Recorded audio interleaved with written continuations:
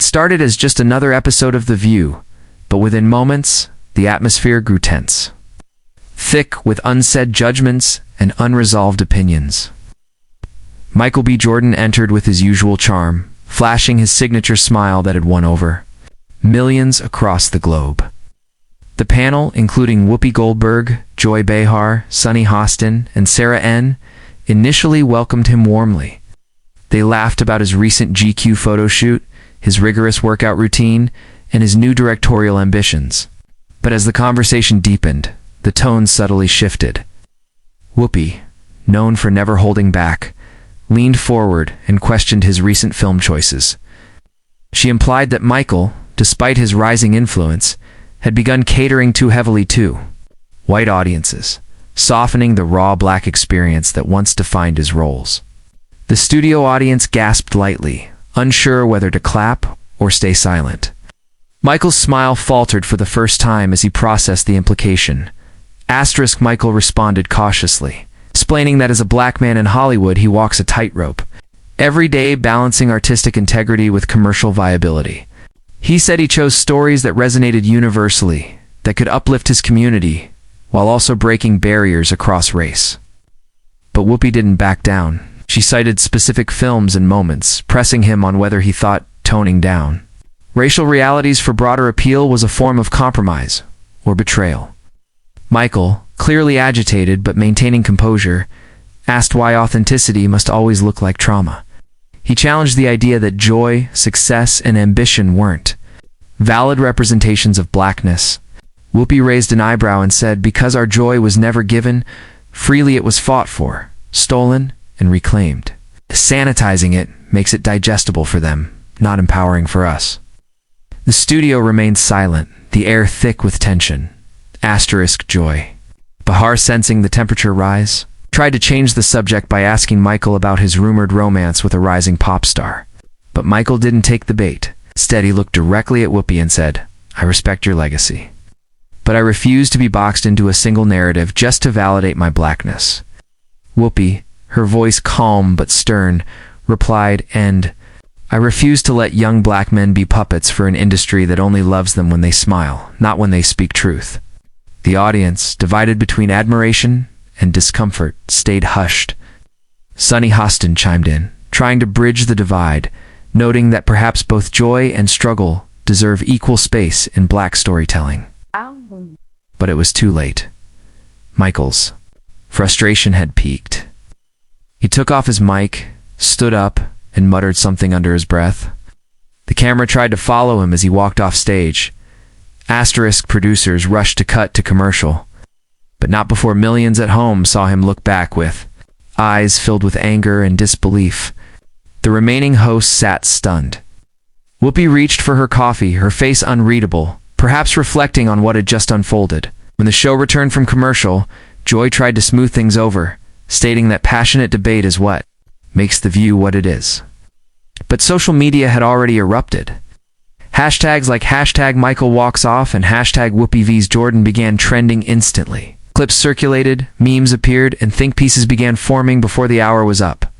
Fans of Michael felt he was ambushed and disrespected, while others believed he had dodged accountability under the guise of artistic freedom. The cultural lines were drawn. By the end of the day, Michael released a statement through his publicist, asserting his commitment to telling multi-dimensional black stories and refusing to engage in public spats that detract from real issues. Whoopi, meanwhile, remained silent on social media, a move that only added more fuel to the fire.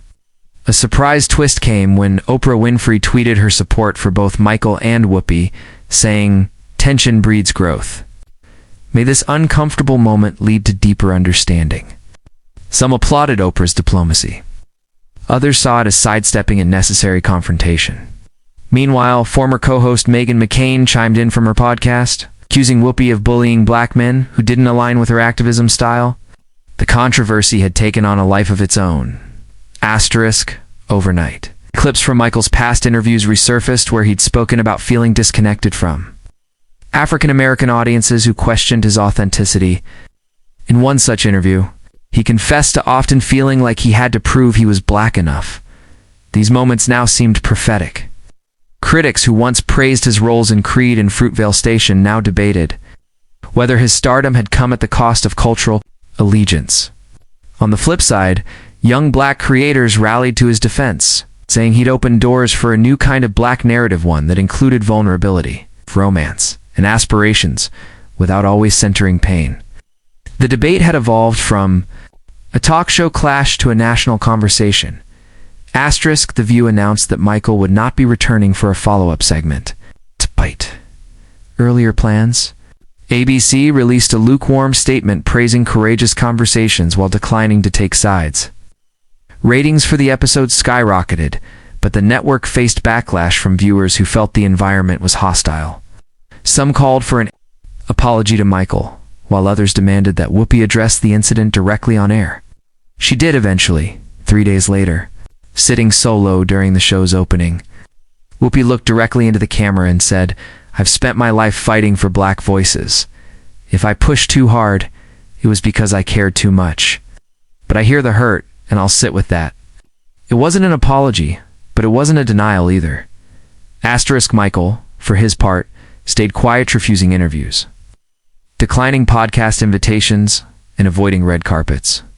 Paparazzi spotted him once in New York, walking with headphones on, ignoring shouted questions. His silence only deepened the intrigue. Fans speculated whether the incident had shaken his confidence or if he was planning a calculated comeback. Meanwhile, rumors began swirling that Netflix had approached him to produce a documentary on modern black identity in Hollywood. Inspired by the very debate that led to his dramatic exit, nothing was confirmed, but the idea itself was enough to set Twitter ablaze once more. Weeks passed, but the ripples didn't fade.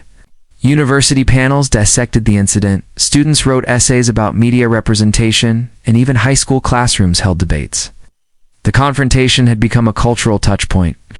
For many, it wasn't just about Michael or Whoopi, it was about the constant tension between legacy and innovation, between tradition and change.